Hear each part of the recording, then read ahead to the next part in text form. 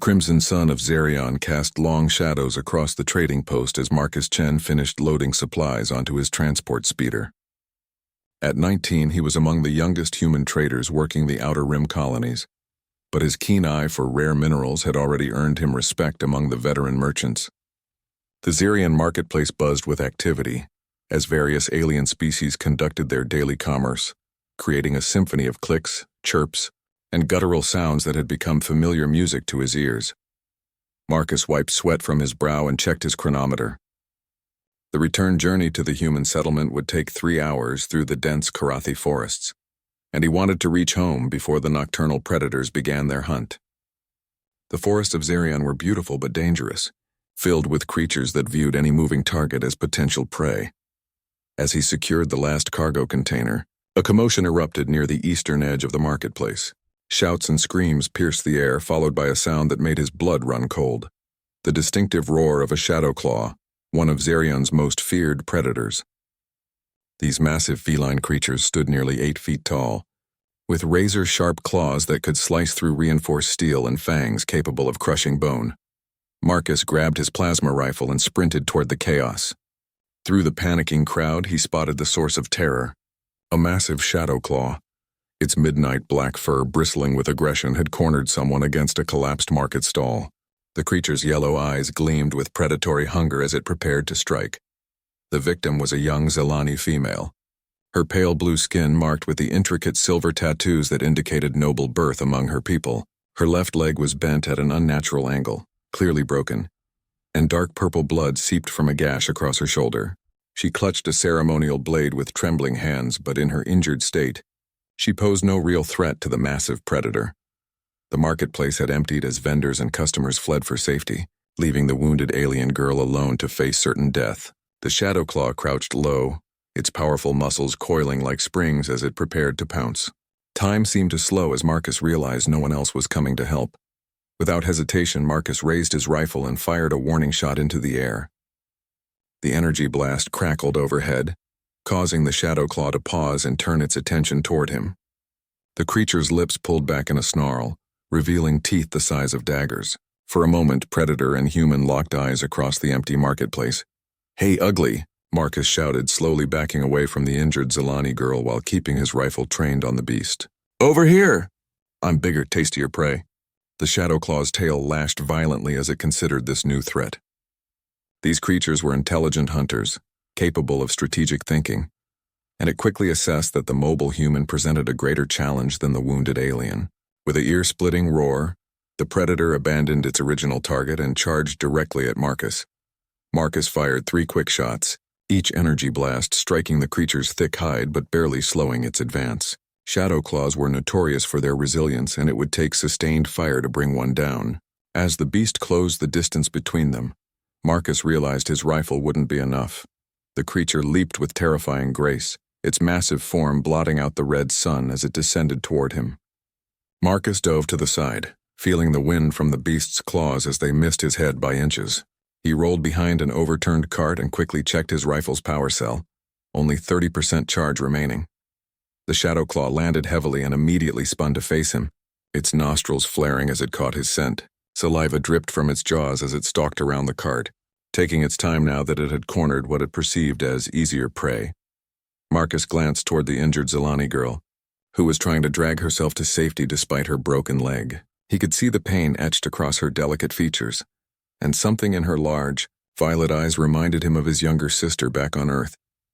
The thought strengthened his resolve. "Come on then," he whispered, adjusting his grip on the rifle. "Let's dance." The shadow claw charged again, this time feinting left before attacking from the right. Marcus anticipated the move and rolled in the opposite direction, firing as he moved. One shot caught the creature in the shoulder, drawing a howl of rage and pain. But the beast's momentum carried it forward, and its rear claws raked across Marcus's back as he scrambled away. Fire erupted along his spine as the claws tore through his jacket and into flesh. He could feel warm blood soaking into his shirt, but adrenaline kept him moving. The shadow claw spun around for another attack, and Marcus knew he was running out of space to maneuver. The beast's next charge was perfectly timed. As Marcus tried to dodge, his foot caught on a piece of debris, sending him tumbling to the ground. The rifle skittered away across the plaza stones, leaving him defenseless as 200 pounds of fury and fangs bore down on him. Time crystallized into a single moment of clarity.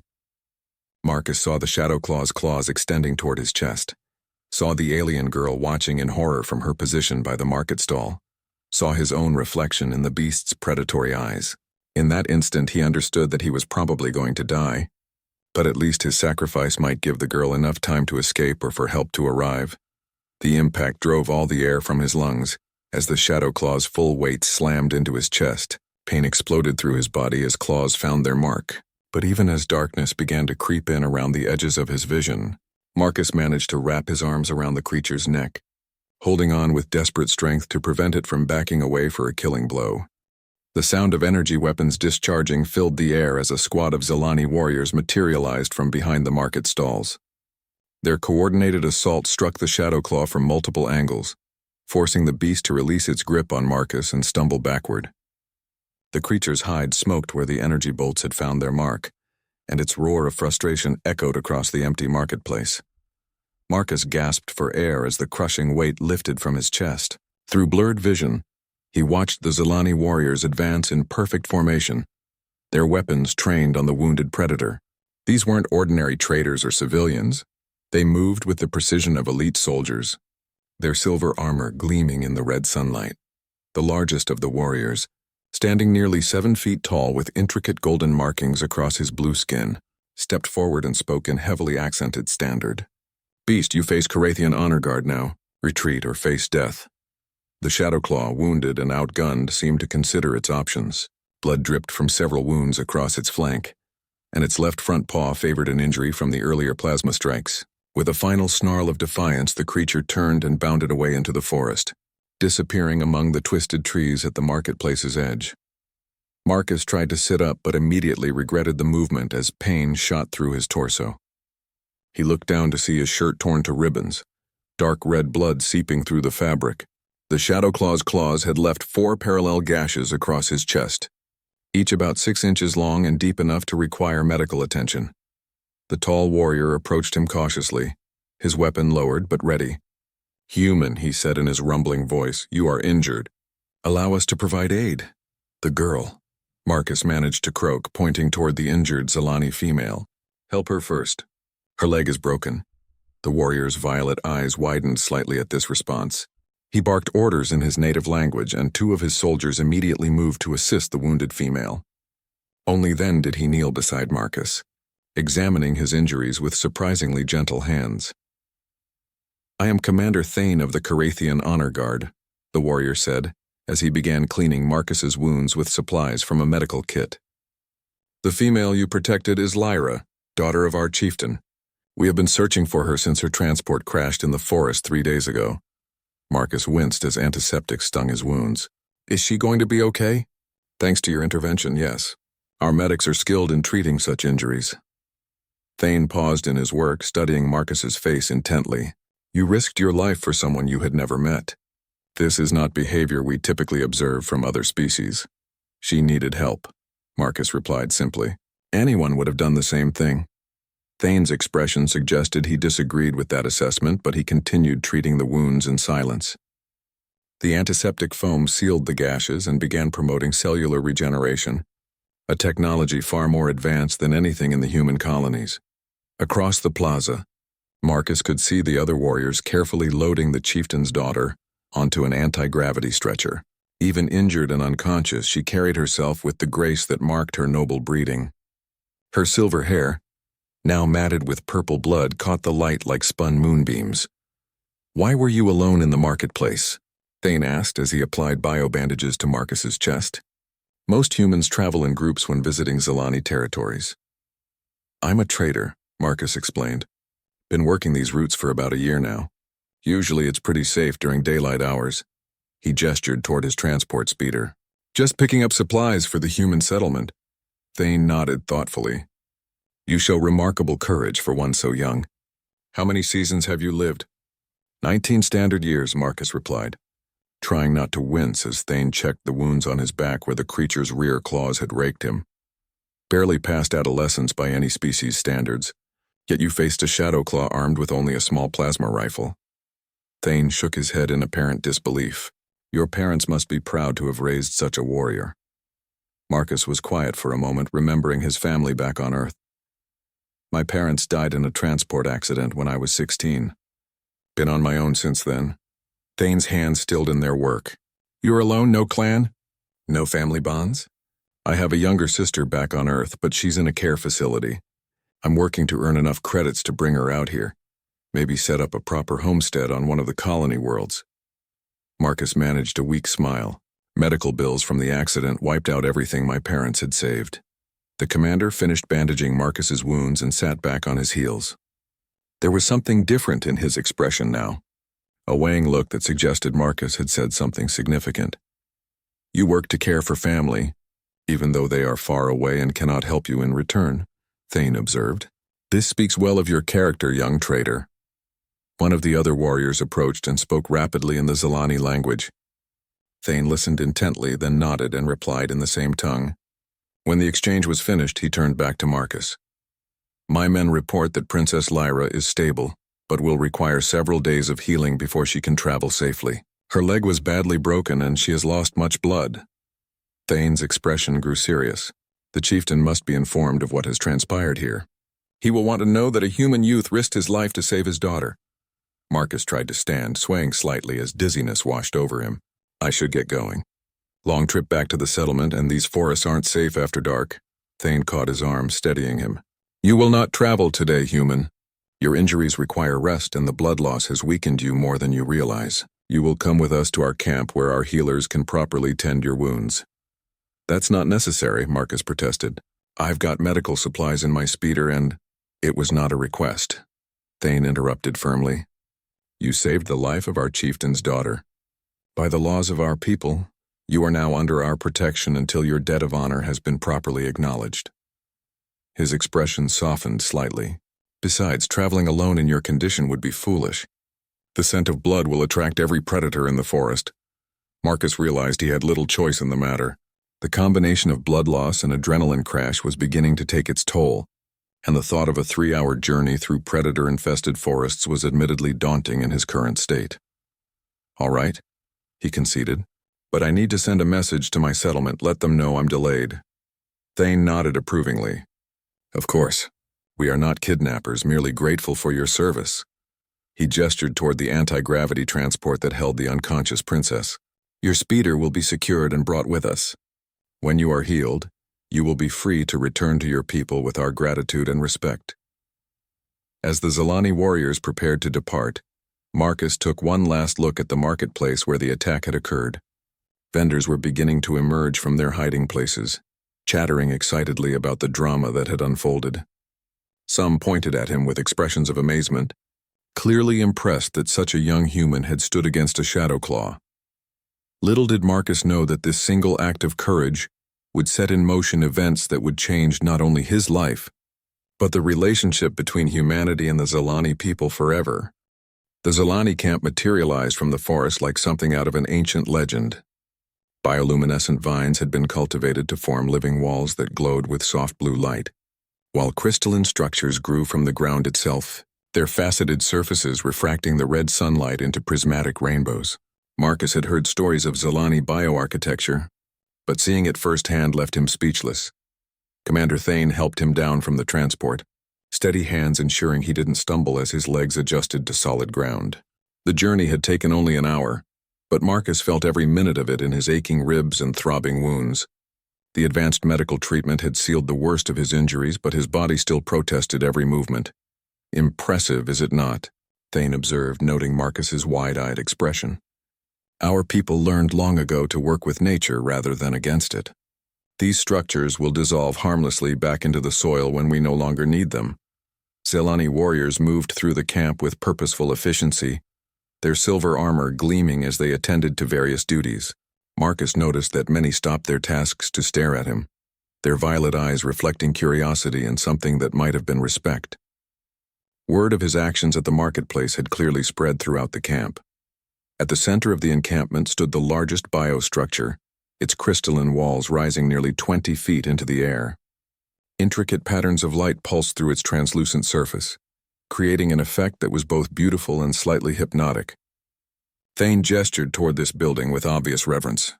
"The healing sanctuary," he explained. "Princess Lyra is being treated within. Our best medical practitioners are attending to her injuries." His expression grew serious. "The Chieftain has been informed of recent events. He travels here with all speed and should arrive before nightfall." Marcus felt a flutter of nervousness in his stomach. Should I be worried about meeting him? I don't know much about Zilani customs or protocols. Thane's mouth curved in what might have been a smile. Chieftain Valdris is a fair and honorable leader, but he is also fiercely protective of his family. Your actions have saved his daughter's life, which places you in a position of great honor among our people. The commander paused, studying Marcus's face. "However, there are certain customs that must be observed. The debt of life-saving cannot be casually dismissed in our culture." Before Marcus could ask what that meant, a group of Zilani approached from the direction of the healing sanctuary. At their head walked an elderly female whose silver hair was woven with threads of gold, marking her as a person of significant rank. Her robe seemed to shift color as she moved, displaying patterns that hurt to look at directly. "This is Elder Physician Naya," Thane said, inclining his head respectfully as the group drew near. "She has been overseeing the princess's treatment." The elderly Zilani examined Marcus with keen intelligence, her violet eyes seeming to pierce straight through him. When she spoke, her voice carried the weight of age and wisdom. "Young human, your timely intervention prevented a tragedy that would have shaken our entire society. Princess Lyra's injuries were severe, but she will make a full recovery thanks to your courage." Marcus shifted uncomfortably under her intense gaze. "How is she doing? Is she conscious?" "She awakened briefly during treatment and spoke of your actions," Naya replied. "The princess is deeply grateful for your sacrifice. She particularly noted that you drew the beast away from her despite being greatly outmatched." The physician's expression grew thoughtful. "She said something interesting about your eyes, that they held no fear, only determination to protect an innocent." "I was plenty scared," Marcus admitted honestly. "But fear doesn't matter when someone needs help." Several of the Zilani exchanged meaningful looks at this statement. Naya nodded slowly as if Marcus had confirmed something she had suspected. "Commander Thane tells me you have no family bonds, no clan structure," she continued. "This is unusual among the species we have encountered. Most sapient beings derive their courage from the knowledge that their sacrifice will be remembered by their kin." Marcus thought about his sister Sarah, alone in the care facility on Earth, and felt the familiar ache of separation. "I have someone who matters to me, but she's very far away. Maybe that's family enough." "Perhaps it is," Naya agreed. "Your wounds are healing well, but you must rest. The chieftain's arrival will bring ceremony and discussion that may prove taxing." She gestured toward a smaller biostructure nearby. "We have prepared quarters for you. Food and water have been provided, and there are communication devices if you wish to contact your settlement." As they walked toward the assigned quarters, Marcus became aware of the subtle differences in how the Zilani treated him compared to what he'd observed in the marketplace. There was a formality to their interactions now, a careful courtesy that spoke of respect rather than mere politeness. The quarters themselves were surprisingly comfortable, with a bed that seemed to mold itself to his body and walls that provided a gentle, steady light. A terminal in the corner allowed him to send a message to the human settlement, explaining his delay and assuring them he was safe. As evening approached, Marcus stood at the transparent wall of his quarters, watching the camp come alive with activity. More Zilani had arrived throughout the day, their anti-gravity transport settling silently among the glowing structures. These newcomers wore different armor and carried themselves with the bearing of nobility, rather than common soldiers. A soft chime announced a visitor, and Marcus turned to see a young Zilani male entering his quarters. The newcomer carried a bundle of clothing and moved with obvious nervousness. "Honored human," the young Zilani said, his standard heavily accented but understandable. "I am Kyle, assistant to Elder Naya. The chieftain arrives within the hour, and you are requested to attend the evening council. These garments have been prepared for the occasion." Marcus accepted the bundle, which contained robes similar to those worn by the Zilani, but cut to accommodate human proportions. The fabric felt impossibly soft and seemed to shimmer with its own inner light. "Is there anything I should know about the ceremony?" Marcus asked as he examined the robes. "I don't want to accidentally insult anyone through ignorance." Kyle's nervousness seemed to increase. "The evening council is where matters of honor and debt are formally addressed. Your actions have created what we call a life bond between yourself and the princess." At Marcus's confused expression, he continued quickly. "It is not what humans might think. The life bond acknowledges that you risked everything to preserve the life of another, with no expectation of reward. This creates certain obligations and privileges under our law." "What kind of obligations?" Marcus asked, though he wasn't sure he wanted to know the answer. "That will be for the chieftain to determine," Kale replied diplomatically, "but I can tell you that no human has ever been granted such recognition by our people. The evening council will be historic." As Kale departed, Marcus began changing into the ceremonial robes, his mind racing with questions and concerns. He'd simply acted on instinct when he saw someone in danger, never imagining that his spontaneous heroism would lead to formal ceremonies and cultural obligations. Outside his quarters, he could hear the sounds of preparation as the camp readied itself for the chieftain's arrival. Whatever was about to happen, Marcus realized his life was about to change in ways he couldn't begin to imagine. The simple trader who had entered the marketplace that morning was gone, replaced by someone who had earned a place in Zilani history. As he finished adjusting the unfamiliar robes, a deep horn sounded across the camp, its resonant tone announcing the arrival of Chieftain Valdris. Marcus took a deep breath, steeling himself for whatever lay ahead. In a few minutes, he would meet the leader of one of the most powerful alien civilizations in this sector of space, all because he couldn't stand by and watch an innocent person die. Chieftain Valdris of the Zilani descended from his transport like a force of nature made manifest. Standing nearly 8 feet tall, his presence commanded immediate attention from every being in the camp. His skin bore the deep blue coloration of advanced age and wisdom, marked with golden tattoos that seemed to move and shift in the evening light. A cloak of living metal flowed from his shoulders, its surface rippling like liquid mercury as he strode through the camp. Marcus felt his breath catch as the chieftain's eyes swept across the assembled crowd and fixed directly on him. Those violet orbs held depths of experience that spoke of centuries of leadership and the weight of countless decisions. There was pain there too, the fear of a father who had nearly lost his child. Commander Thane appeared at Marcus's side, his own imposing figure somehow diminished by the chieftain's presence. "Come," he said quietly. "The evening council begins." The central biostructure had transformed in preparation for the ceremony. The crystalline walls now pulsed with complex patterns of light that created an almost cathedral-like atmosphere. Hundreds of Zilani had gathered, filling every available space as they waited for the proceedings to begin. Marcus noticed that many bore the marks of high rank: nobles, military commanders, and what appeared to be religious leaders.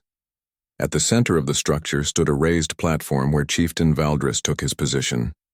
To his right, supported by a medical chair that gleamed with bioluminescent healing energies, sat Princess Lyra. She was conscious now, her violet eyes alert despite the obvious pain from her injuries. When she saw Marcus, she nodded slightly in acknowledgement, a gesture that caused murmurs to ripple through the assembled crowd. Elder Naya approached the platform and began speaking in the melodic Zilani language, her words creating harmonies that seemed to resonate through the crystalline structure itself. Though Marcus couldn't understand the specific words, the tone conveyed deep solemnity and reverence. Thane leaned close to whisper a translation. She recounts the events at the marketplace, speaking of your courage and the debt that has been created. In our culture, the preservation of noble life by an outsider creates bonds that transcend species. The elder's speech continued for several minutes, painting a picture of Marcus's actions that seemed far more heroic than he remembered.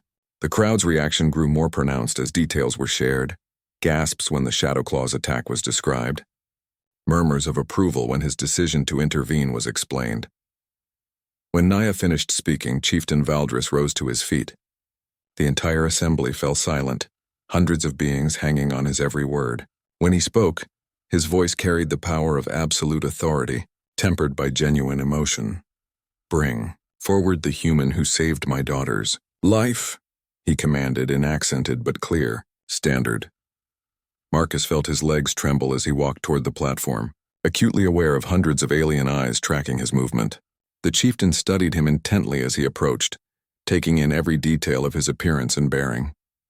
When Marcus reached the base of the platform, he stopped and looked up into those ancient, piercing eyes. "You are young," Valdris observed, his tone neutral, barely out of adolescence by any species standards.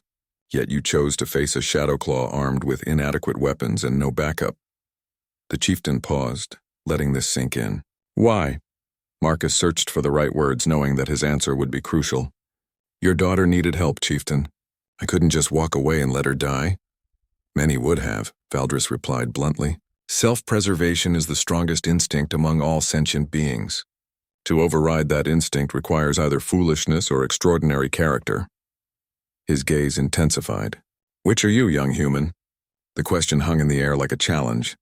Marcus felt the weight of every gaze in the hall pressing down on him, but he met the chieftain's eyes steadily. "Maybe both," he answered honestly. "I was definitely scared, and I knew I probably couldn't win against that creature. But I couldn't live with myself if I didn't try to help her." A sound rippled through the crowd, not quite laughter, but something like approval. Chieftain Valdris's expression shifted slightly, revealing what might have been the ghost of a smile. "You speak with refreshing honesty," the chieftain said.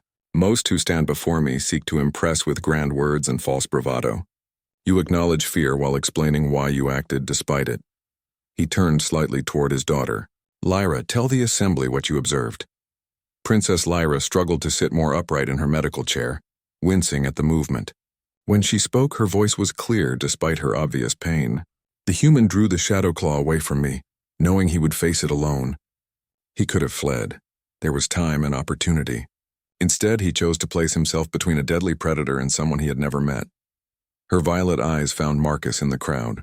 I saw no hesitation in his actions, no calculation of personal cost. He simply acted to preserve life. Chieftain Valdris nodded slowly as if his daughter had confirmed something he already suspected. "Commander Thane, tell us of this human's circumstances." Thane stepped forward and bowed formally. "The human calls himself Marcus Chen. He is 19 standard years old, orphaned, and works as an independent trader to support a sister on his homeworld. He has no clan bonds, no family structure to provide support or protection, yet he risks his life for strangers and works tirelessly to care for distant family." The chieftain's expression grew thoughtful. "No clan bonds," he mused. "This explains much about his actions. Among our people, courage is often born from the knowledge that one's sacrifice will be remembered by family and honored by descendants. This human possesses such courage without those assurances." Elder Naya approached the platform again, carrying an ornate crystalline tablet. "Chieftain, the Council of Elders has reviewed the circumstances and unanimously agrees that a life bond has been established. The question now is how this debt should be acknowledged." Marcus felt a chill run down his spine. He'd been hoping this would be a simple ceremony, perhaps a formal thank you and safe passage back to the human settlement. The increasingly formal tone suggested something far more significant was being discussed. Chieftain Valdris took the tablet from Naya and studied its contents for a long moment. When he looked up, his gaze swept across the entire assembly before settling on Marcus. "Marcus Chen of the human species," he said formally. "Your actions have created a life bond with the royal house of Carathia. By our most ancient laws, this debt cannot be dismissed with mere words or material gifts. You have proven yourself to possess the qualities we most value: courage, honor, and selfless protection of the innocent." The chieftain paused, and Marcus could feel the tension in the air as everyone waited for his next words. "Therefore, I offer you a choice that has never been extended to an outsider in our recorded history," Valdris continued. "You may accept the traditional rewards for your service: wealth beyond your current means, safe passage for life through all Zelani territories, and our eternal gratitude, or—" He paused dramatically. "You may accept adoption into our royal house as my son, with all the privileges and responsibilities that entails." The hall erupted in stunned murmurs.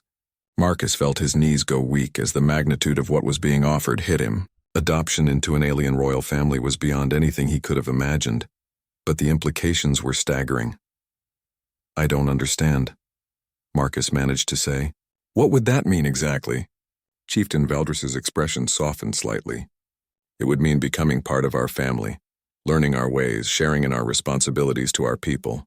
It would mean having the resources to bring your sister here, to provide her with opportunities neither of you could imagine.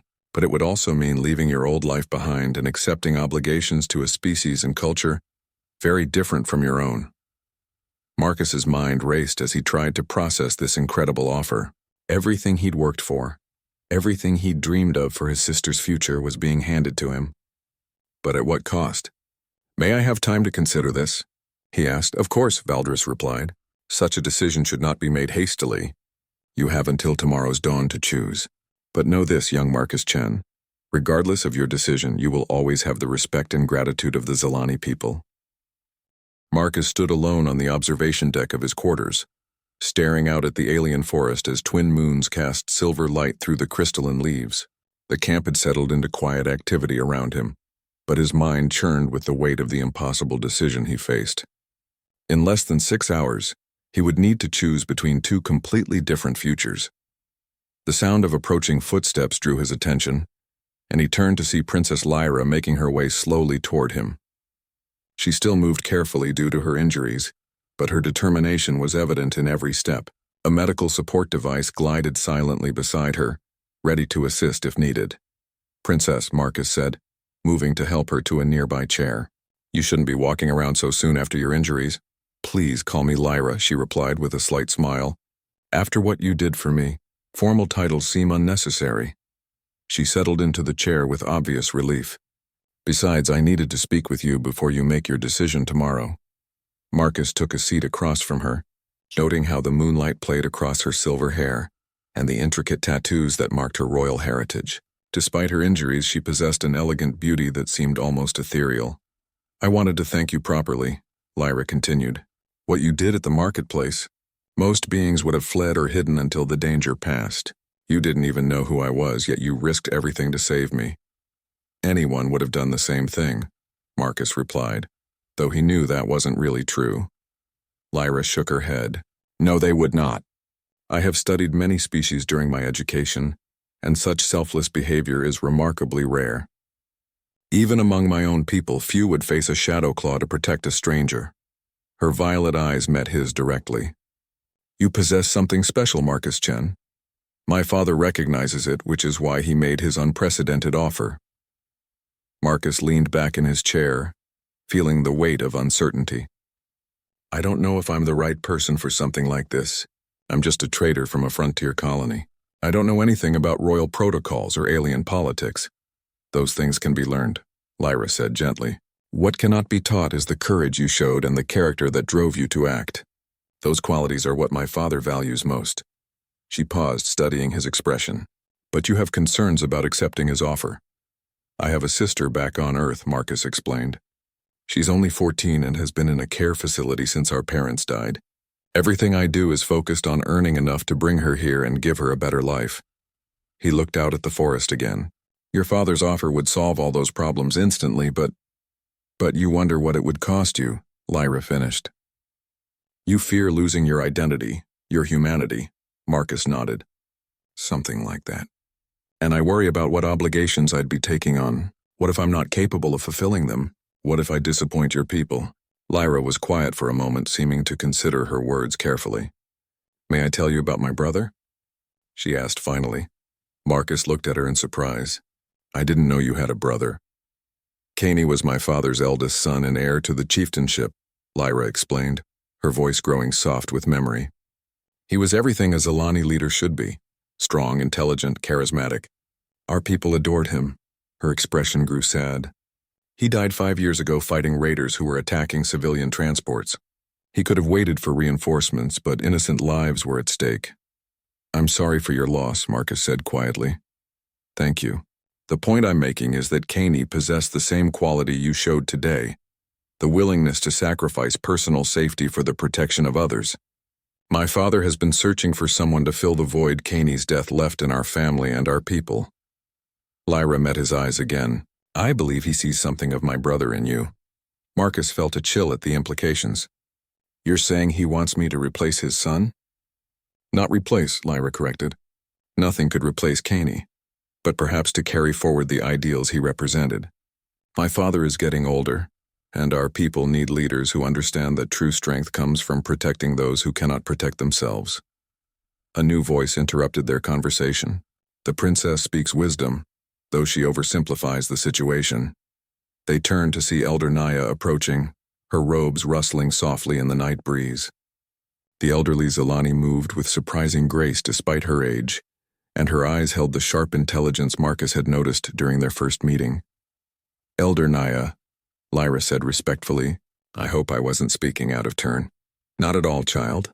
Your perspective is valuable." Naya took a seat nearby, her gaze fixed on Marcus. "But the young human deserves to understand the full scope of what is being offered and what would be expected." Marcus leaned forward attentively. "I'm listening." "Adoption into our royal house would make you a prince of Carathia with all the privileges that entails," Naya explained. "You would have access to our most advanced technologies, unlimited resources for your personal use and the protection of our entire military. Your sister would receive the finest education available anywhere in this galaxy and want for nothing." "That sounds incredible," Marcus said. "What's the catch?" Naya smiled at his directness. "You would be expected to undergo intensive training in our customs laws and leadership principles. This education would take several years and would be quite demanding. You would also be expected to serve our people as a leader, making decisions that could affect millions of lives." "And if I'm not good at it?" Marcus asked. "Then you would learn to be good at it," Naya replied firmly. "We do not expect perfection, only commitment to growth and service. The courage you demonstrated today suggests you possess the fundamental qualities necessary for leadership." Marcus rubbed his temples, feeling the beginning of a headache. "This is all happening so fast. This morning I was just a trader picking up supplies. Now you're talking about making me an alien prince. Life-changing moments often arrive without warning," Naya observed. "The question is whether you have the wisdom to recognize opportunity when it presents itself." Lyra reached over and touched his arm gently. "Whatever you decide, Marcus, know that you will always have friends among the Zilani people. Your actions today have earned you respect that transcends politics and protocol." As the two Zilani women departed, leaving Marcus alone with his thoughts, he pulled out his communication device and composed a message to his sister. The transmission would take several hours to reach Earth, but he needed to share his situation with the one person whose opinion mattered most. "Hey, Sarah," he began recording. "I know this is going to sound crazy, but something incredible has happened. I helped someone today and now I'm being offered a chance to change both our lives in ways I never imagined possible. I need to make a decision by morning, and I wanted you to know that whatever I choose, it will be with your future in mind." He paused, looking out at the alien landscape that might become his new home. "I love you, little sister. I hope I'm strong enough to make the right choice." As he sent the message into the vast darkness of space, Marcus realized that morning would bring more than just a decision about his own future. It would mark the moment when a simple human trader either stepped into a larger destiny or chose to remain content with the life he had always known. The twin moons continued their silent journey across the sky, marking the passage of time toward a dawn that would change everything. Dawn came to the Zilani camp like a symphony of light and sound. Bioluminescent flowers throughout the forest began their morning chorus, filling the air with crystalline chimes that harmonized with the changing colors of the sky. Marcus had barely slept, spending most of the night walking the perimeter of the camp and wrestling with the decision that would define the rest of his life. A soft notification from his communication device drew his attention. A response from his sister had arrived from Earth. With trembling fingers, he activated the message, and Sarah's young face appeared in the holographic display. "Marcus," she began, her voice carrying the mix of excitement and concern he knew so well. "Your message was amazing and terrifying at the same time." "An alien prince, really?" She laughed, but he could see the tears in her eyes. "I've been thinking about what you said all night." Sarah paused, gathering her thoughts. "You've sacrificed so much for me already. You gave up college, left Earth, and have been working yourself to exhaustion just to pay for my care. Now you have a chance to give us both a real future, and you're asking me what I think?" Her expression grew serious. "Marcus, you saved someone's life yesterday. That's who you are. Someone who helps people even when it costs you everything. If these aliens are offering you a chance to help even more people on a bigger scale, then maybe that's what you're supposed to do." The message continued for several more minutes, Sarah sharing her thoughts about the opportunity and her confidence in his judgment. By the time it ended, Marcus felt a sense of clarity beginning to emerge from his confusion. A knock at his door interrupted his contemplation. Commander Thane entered, carrying what appeared to be ceremonial armor along with Marcus's regular clothes. "The Chieftain requests your presence at the morning assembly," Thane announced formally. "You may wear whichever garments feel appropriate for your decision." Marcus looked at the two sets of clothing, understanding the symbolism immediately. The Zilani armor represented acceptance of their offer and a new life among their people. His trader's clothes represented a return to his old existence with their gratitude and support. "Commander," Marcus said as he considered his options, "can I ask you something personal?" Thane nodded. "Of course. Do you really think I could do this? Be what your people need me to be?" Thane studied him for a long moment. "When I first saw you standing against that shadow claw, I thought you were either the bravest being I had ever encountered or the most foolish. After speaking with you and observing your character, I have concluded you are both." He smiled slightly.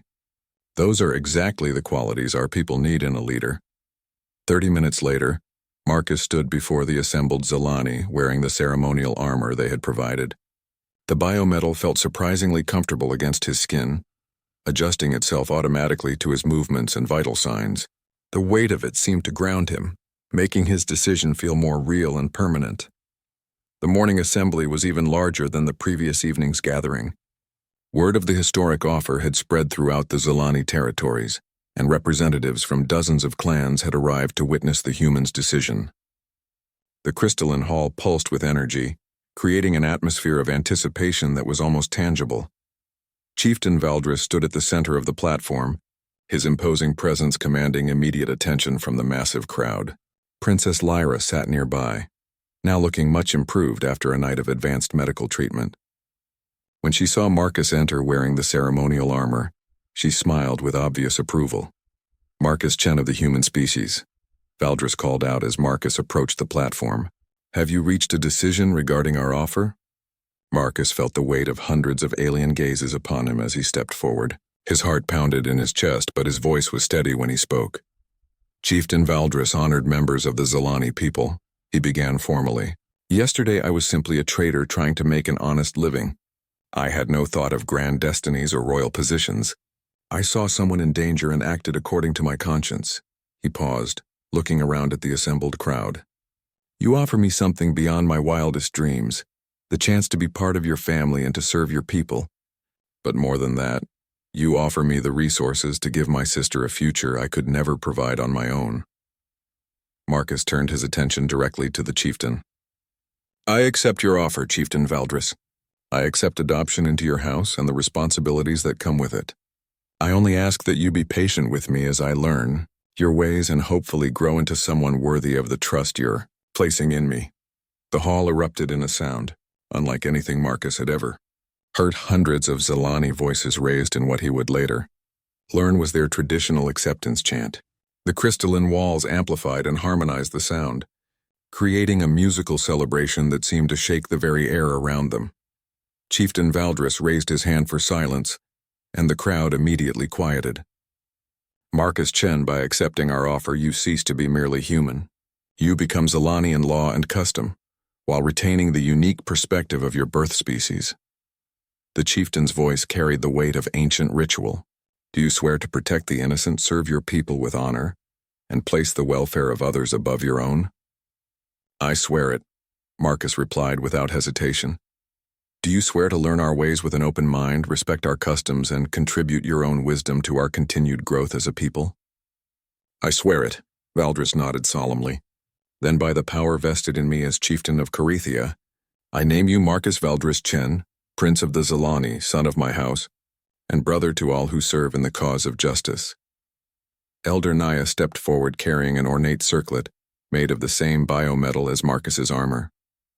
As she placed it upon his head, he felt a strange tingling sensation, as if the metal was somehow bonding with his nervous system. "The crown of kinship," Naya explained softly. "It will allow you to interface with our technology and communicate directly with Zilani biosystems. In time, it will become as natural as your own thoughts." As the ceremony concluded and the crowd began to disperse, Marcus found himself surrounded by well-wishers and curious Zalani nobles. The magnitude of what had just occurred was beginning to sink in. He was no longer Marcus Chen, independent trader. He was Prince Marcus of Carathia, with obligations and opportunities that stretched far beyond his previous imagination. Princess Lyra approached him through the crowd, moving much more easily now that her injuries had healed further.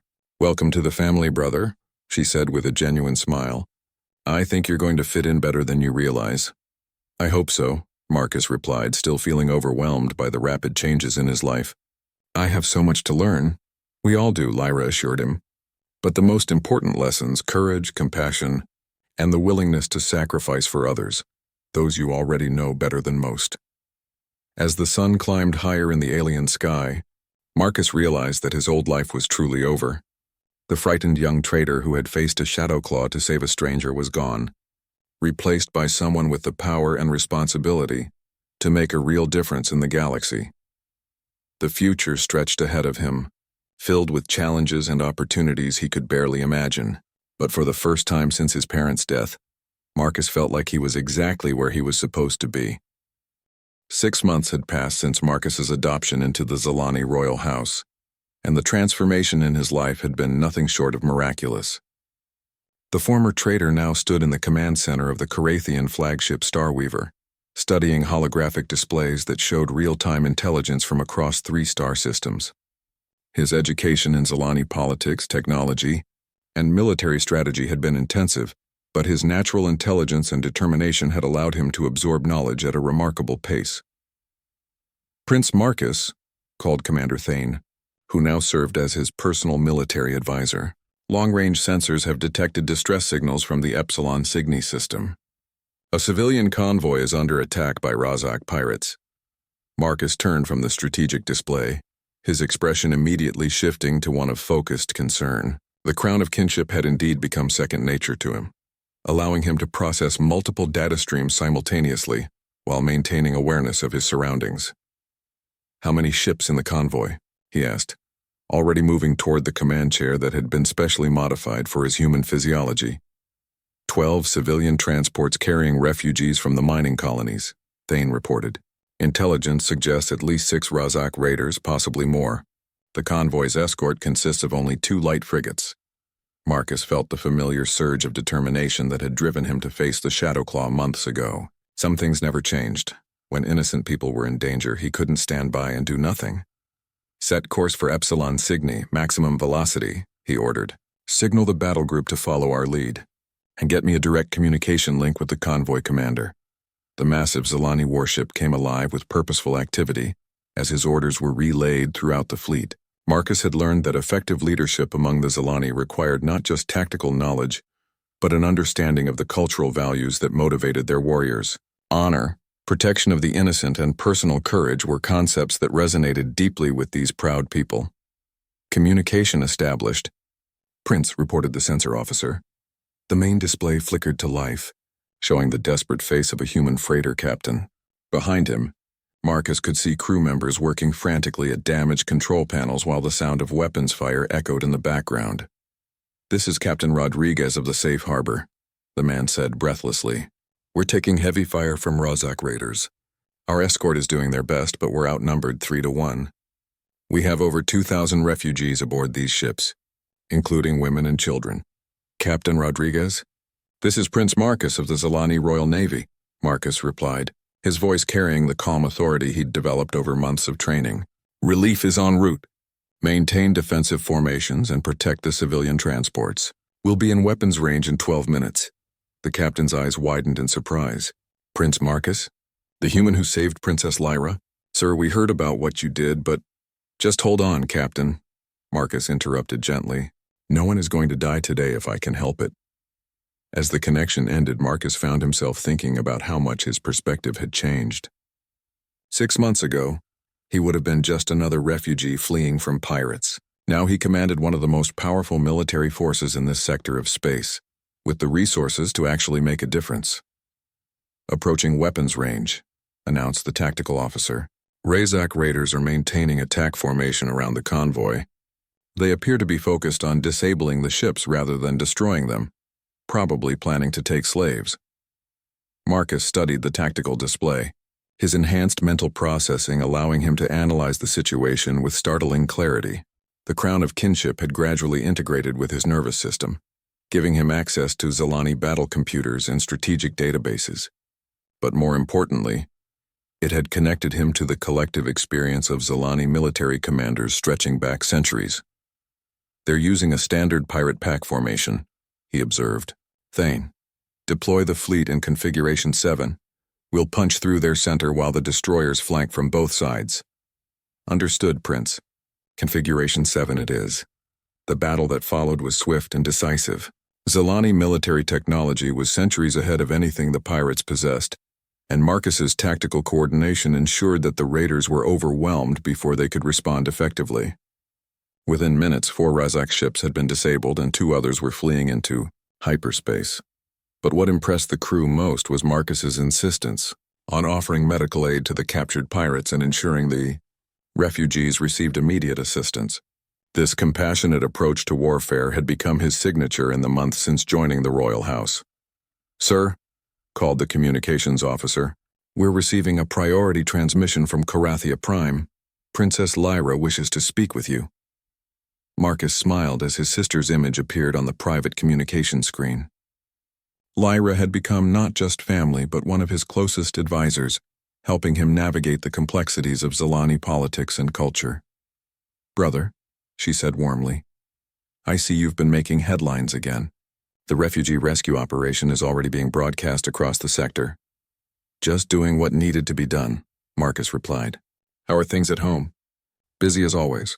Father is preparing for the Council of Worlds Summit next month, and your sister Sarah has been asking when you'll be back to visit." Lyra's expression grew more serious. "Actually, that's why I'm calling. There's been a development you should know about." Marcus leaned forward attentively. "What kind of development?" "Representatives from 12 different species have formally requested Zilani mediation for various conflicts and trade disputes. They specifically asked for you to serve as the primary mediator." Lyra paused. "It seems your reputation for fairness and protecting the innocent has spread further than we realized." The implications hit Marcus immediately. As a human adopted into the Zilani royal house, he represented a unique perspective that other species found appealing, someone who understood what it meant to be an outsider while having the power and authority to actually help. "They trust me because I'm not originally Zilani," he realized. "I'm seen as neutral." "Exactly. Father believes this could be the beginning of a new era of cooperation between species. The combination of human insight and Zilani resources could help solve conflicts that have persisted for decades." Marcus thought about the young trader he'd been just months ago, struggling to earn enough credits to care for his sister. Now he was being asked to help mediate disputes between entire civilizations. The transformation seemed almost impossible to believe. "Tell Father I accept," he said finally. "When do we start?" "The first mediation session is scheduled for next week. A border dispute between the Arcturus Mining Consortium and the Vegan Agricultural Collective. Should be interesting." After the communication ended, Marcus stood alone on the bridge of the mighty warship, looking out at the stars through the crystalline viewport. The rescued refugee convoy was already resuming its journey to safety, while his fleet prepared to return to patrol duties. Commander Thane approached and stood beside him in comfortable silence for a moment before speaking. "Do you ever regret your decision, Prince? Giving up your simple life as a trader for all this complexity?" Marcus considered the question seriously. "Sometimes I miss the simplicity," he admitted. "But then something like today happens and I realize how many more people I can help now. My sister Sarah is getting the best education in the galaxy, and I have the power to make a real difference in people's lives." He turned to face Thane. "I think this is what I was meant to do." "The Chieftain chose well when he offered you adoption," Thane observed. "You have brought honor to our house and shown other species that cooperation is possible." As the Star Weaver entered hyperspace for the journey home, Marcus reflected on the incredible chain of events that had led him to this moment. A simple act of courage in a marketplace had transformed him from a struggling trader into a galactic diplomat. But more importantly, it had given him the opportunity to live up to the values his parents had taught him, protecting those who couldn't protect themselves and always trying to do the right thing, regardless of personal cost. The future stretched ahead filled with challenges and opportunities he was only beginning to understand. There would be more conflicts to mediate, more refugees to protect, and more chances to prove that different species could work together for the common good. Marcus smiled as he thought about his next visit to Earth, where he would see Sarah and tell her about the amazing adventures they were both living. She was thriving in the advanced Zelani educational system, developing talents and abilities she never could have imagined in her old life. Sometimes the most extraordinary journeys began with the simplest choices. In a marketplace on an alien world, a young human had chosen courage over safety, compassion over self-preservation. That choice had changed not just his life, but potentially the future of interspecies relations throughout the galaxy. As the stars blurred past the viewport, Prince Marcus Valdris Chen began preparing for whatever challenges tomorrow might bring. Secure in the knowledge that he was exactly where he belonged,